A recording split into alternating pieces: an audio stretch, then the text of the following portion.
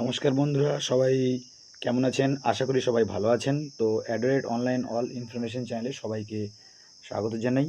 তো অনেক দিন ধরে ভিডিও করা হয় না কিছু সমস্যার কারণে। তো আবারও নতুন করে ভিডিও চ্যানেলে চলে আসছে। তো আপনারা ইতিমধ্যে জানেন যে অন্নপূর্ণা ভান্ডারের ফর্ম ফিল আপ চালু হয়ে গেছে। তো আমি সেই ফর্মের যাবতীয় তথ্য আপনাদের সঙ্গে পুঙ্খানুপুঙ্খভাবে তুলে ধরব, কীভাবে আপনারা নির্ভুলভাবে একটি সঠিক ফর্ম ফিল আপ করতে পারবেন।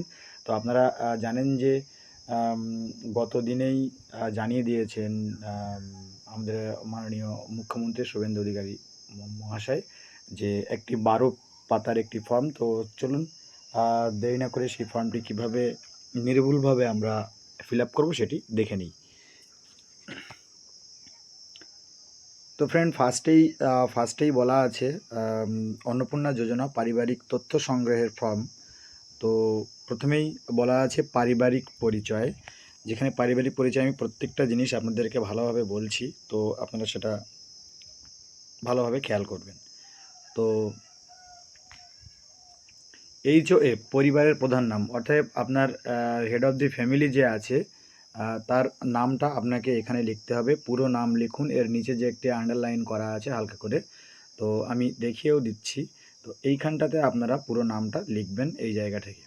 আচ্ছা, এটা লেখা হয়ে গেলে আপনাদের জন্ম তারিখ, অর্থাৎ ডেট অফ বার্থ, দিন মাস বছর এই ফরম্যাটে আপনাদেরকে লিখতে হবে।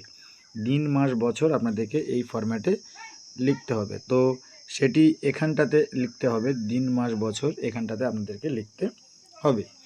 তো আর আছে আধার কার্ডে ও অনুযায়ী আপনাদের করতে হবে। এবারে আরেকটা জিনিস, পরিবারের প্রধানের লিঙ্গ, অর্থাৎ হেড অফ দ্য ফ্যামিলির যে জেন্ডার আছে সেটা আপনাকে লিখতে হবে। পুরুষ হলে পুরুষ, তো মহিলা হলে মহিলা। এই যে বক্সগুলো আছে চেক বক্সগুলো, তো এগুলোতে আপনাদেরকে টিক মার্ক করতে হবে।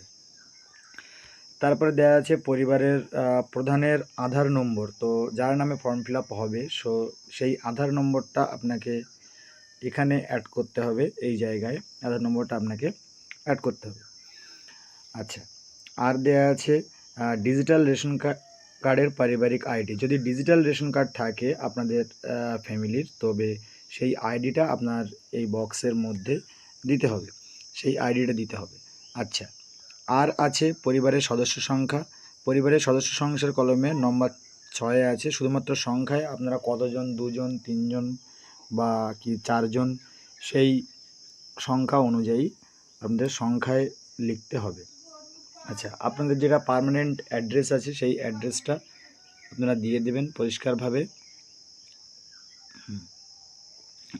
পার্মানেন্ট অ্যাড্রেসটা আপনারা লিখবেন এই জায়গাটায়। আচ্ছা, যোগাযোগ নম্বর, আপনাদের ফোন নাম্বার লিখতে হবে অবশ্যই। সেই ফোন নাম্বারটা পরিবারের যার ফর্মটা ফিল আপ করবেন সেই নাম্বারের সঙ্গে আধার কার্ডের মোবাইল নম্বর যুক্ত থাকতে হবে, সেই ফর্মটা এখানে ফিল আপ করতে হবে।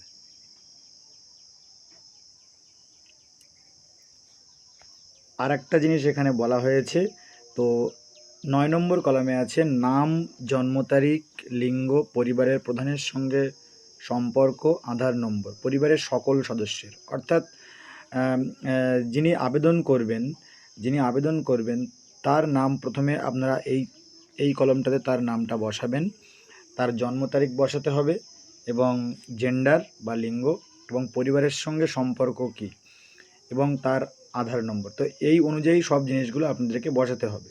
এবার তার ডান সাইডে আছে অন্নপূর্ণা যোজনার জন্য আবেদন করা হচ্ছে, হ্যাঁ। তো অবশ্যই আপনাকে হ্যাঁ যে চেক বক্সটা আছে সেখানে আপনাকে টিকমার্ক দিতে হবে। তারপরে সদস্য নম্বর 2, আপনার সেই ফার্স্ট সদস্যের সঙ্গে সেকেন্ড সদস্যের রিলেশনটা কী আছে সেটা আপনাকে সম্পর্কটা এখানে তুলে ধরতে হবে।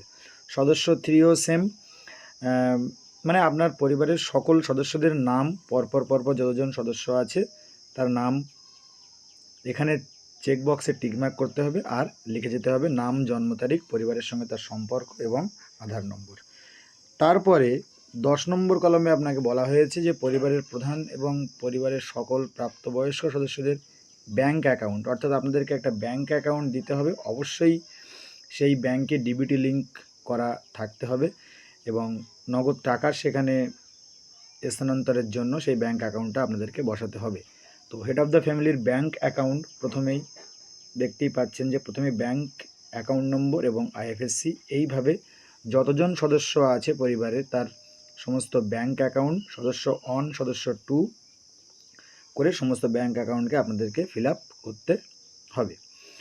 তারপরে 11 নম্বর কলামে বলা হয়েছে এপিক নম্বর, অর্থাৎ হেড অফ দ্য ফ্যামিলির ভোটার তালিকার যে নম্বরটা আছে সেই ভোটার নম্বরটা সহ সমস্ত কিছু বসাতে হবে।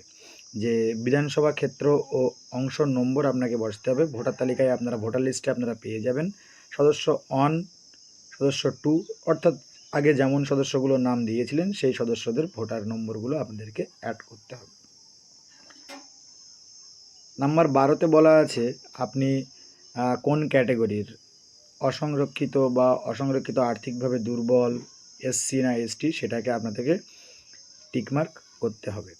রেশন কার্ড বা খাদ্য ভর্তুকি যদি সঠিক হয়ে থাকে তাহলে এই ফাঁকা বক্সে এখানে আপনাকে টিকমার্ক করতে হবে। আচ্ছা, 1 নম্বরে আপনার দেওয়া আছে আপনি কি ডিজিটাল রেশন কার্ড আছে আপনার কি, যদি থাকে হ্যাঁ, আর যদি না থাকে তো না। আচ্ছা, যদি হ্যাঁ হয় তাহলে কার্ডের ধরন আপনার কি কার্ড আছে, খাদ্য সুরক্ষা কার্ড যেটা বলা হয় AAYPSS বা যেটা আছে আপনার সেখানে টিকমার্ক করতে হবে। পারিবারিক রেশন দোকান থেকে মাসিক রেশন তুলেছেন কিনা, যদি আপনারা মাসে কোনো রেশন তুলে থাকেন তো সেই ক্ষেত্রে আপনাদেরকে টিকমার্ক করতে হবে, আর যদি না তুলে থাকেন তো সেখানে না। আচ্ছা, সম্পদ, এবার আপনার সম্পদ সম্পর্কিত কিছু তথ্য এখানে দেওয়া আছে, সঠিক হলে সেখানে শুধু টিকমার্ক করে যেতে হবে। আপনার বাড়ির ধরন, আপনার বাড়িতে কি 3 বা তার বেশি 3টি বা তার বেশি পাকা ঘর আছে, যদি থাকে তো হ্যাঁ, যদি না থাকে তো না। পারিবারিক জমির মালিকানা কে, আপনি যদি মালিক হয়ে থাকেন হ্যাঁ, আর যদি না হয়ে থাকেন না। এখানে আছে রেজিস্ট্রেশনের নথি, মিউটেশন কপি এবং ROR হালনাগাদের তারিখ সহ সর্বশেষ জমির রেকর্ডের কপি, এগুলো আপনাকে জমা করতে হবে সব একসঙ্গে। আচ্ছা, পরিবারের সকল সদস্যদের মোট জমির অংশের পরিমাণ আপনার শতক হিসেবে লিখতে হবে, বিঘা হিসেবে না, অবশ্যই শতক হিসেবে লিখতে হবে।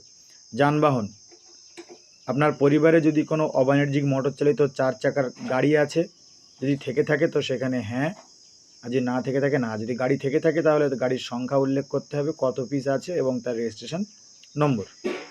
আচ্ছা,